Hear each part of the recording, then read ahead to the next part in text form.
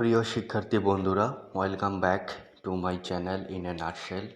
আমার প্রিভিয়াস ভিডিওটি ছিল অ্যাফার্মেটিভ টু নেগেটিভের পার্ট 1। সেখানে আমি 4টা রুলস নিয়ে আলোচনা করেছি। আজকের ভিডিও হচ্ছে অ্যাফার্মেটিভ টু নেগেটিভের পার্ট 2। এখানেও আমি প্রায় 6টা রুলস নিয়ে আলোচনা করব। তোমরা যারা আমার প্রথম ভিডিওটি দেখোনি, আমি ডেসক্রিপশন বক্সে আমার প্রথম ভিডিওর লিঙ্কটি দিয়ে দিয়েছি। তোমরা অবশ্যই প্রথম ভিডিওটা দেখে তারপরে এই ভিডিওটা দেখবে। তাহলে চলো শুরু করা যাক। রুল 5, এভরি প্লাস নাউন থাকলে বাক্যের মধ্যে তাহলে নেগেটিভ করতে হবে there is or there was no plus noun plus but, তারপর বাকি অংশ বসাতে হবে। যেমন এক্সাম্পল খেয়াল করি, every mother loves her child.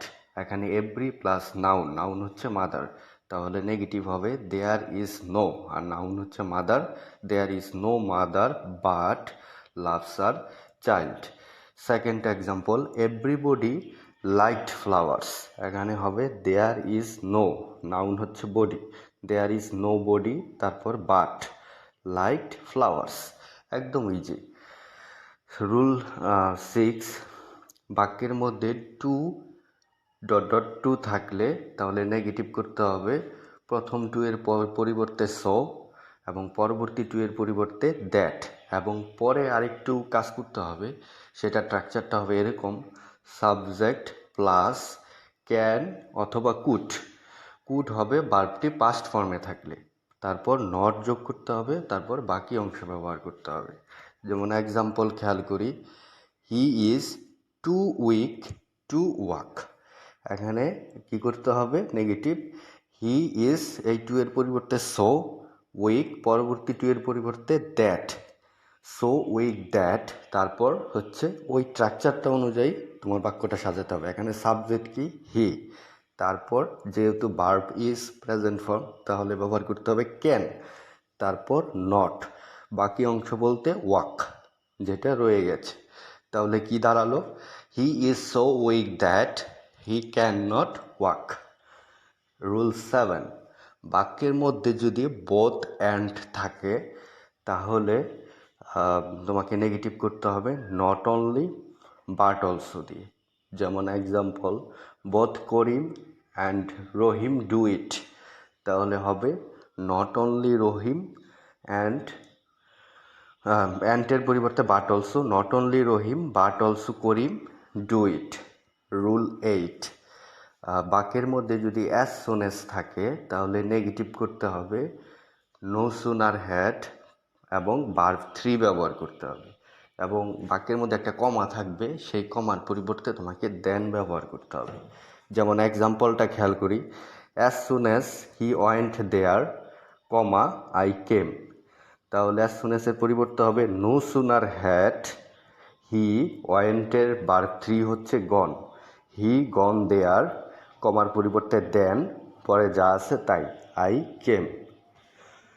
Rule number 9, বাক্যের মধ্যে যদি অলওয়েজ থাকে তাহলে অলওয়েজের পরিবর্তে নেভার ব্যবহার করতে হবে এবং অ্যাডজেক্টিভ বা অ্যাডভার্বের বিপরীত শব্দ ব্যবহার করতে হবে। যেমন হি ইজ অলওয়েজ লেট, তাহলে হি ইজ নেভার পাংচুয়াল, লেটের বিপরীত শব্দ হচ্ছে পাংচুয়াল।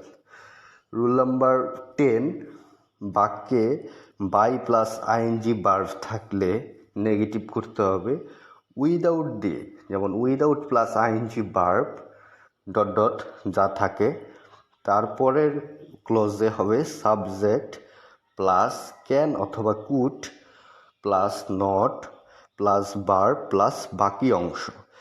যেমন এক্সাম্পলটা খেয়াল করি, by reading books comma we can enrich our knowledge. তাহলে কি হবে, without reading books comma we can not enrich our knowledge. আশা করি ভিডিওটা যদি তোমরা প্রথম থেকে শেষ পর্যন্ত দেখে থাকো তাহলে চেঞ্জিং সেন্টেন্স নিয়ে তোমাদের আর কোনো সমস্যা থাকবে না। তোমরা যদি আমার 2টা পার্ট দেখো তাহলে চেঞ্জিং সেন্টেন্সের যাবতীয় রুলস সম্পর্কে তোমাদের একটা ওভারঅল ধারণা হয়ে যাবে।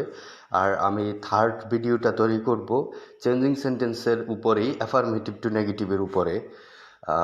আরও যাবতীয় যে খুঁটিনাটি যে রুলসগুলো আছে, এক্সট্রাঅর্ডিনারি যে রুলসগুলো আছে, সেগুলো নিয়ে আমি পরবর্তী একটা ভিডিও তৈরি করার চেষ্টা করব। তোমরা ওই ভিডিওটাও দেখবে, তাহলে অ্যাফার্মেটিভ টু নেগেটিভে তোমরা বস হয়ে যাবে। আমি বলবো বস হয়ে যাবে। ঠিক আছে, থ্যাংক ইউ। তাহলে ভালো থাকো, আর অবশ্যই আমার চ্যানেলটা সাবস্ক্রাইব করবে এবং বেল বাটনে একটা ক্লিক করে রাখবে, যাতে আমার যাবতীয় নোটিফিকেশন দিয়ে রাখো। লাইক কমেন্টস করতেও কিন্তু ভুলবে না। Thank you.